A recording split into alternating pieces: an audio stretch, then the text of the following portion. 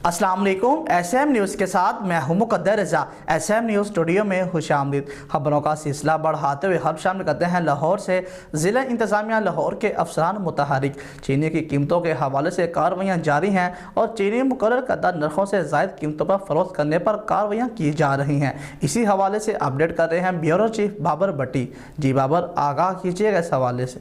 जी, ज़िला इंतज़ामिया लाहौर के अफसरान मुतहरिक चीनी की कीमतों के हवाले से कार्रवाइयाँ जारी। चीनी मुकर्रर खुर्दा नरखों से ज़ायद कीमतों पर फ़रोख्त करने पर कार्रवाइयाँ की जा रही हैं। Assistant commissioner Raiwan Adnan Rashid metro cash and carry का दौरा। 96 रुपये फ़ी किलो के हिसाब से चीनी फ़रोख्त की जा रही है। मेट्रो कैश एंड कैरी के मैनेजर को गिरफ्तार कर लिया गया। मेट्रो कैश एंड कैरी की खिलाफ वर्जी पर सील भी कर दिया गया।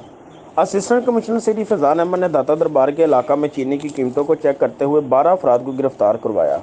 गिरफ्तार अफराद को पुलिस स्टेशन दाता दरबार भेज दिया गया। DCO लाहौर मुदस्सर रियाज की हदायत पर कार्रवाइयाँ की गई। जी बहुत शुक्रिया बाबर, तफसीलात से आगाह करने के लिए। अब तक के लिए इतना ही। मज़ीद खबरों के लिए देखते रहिए SM न्यूज़।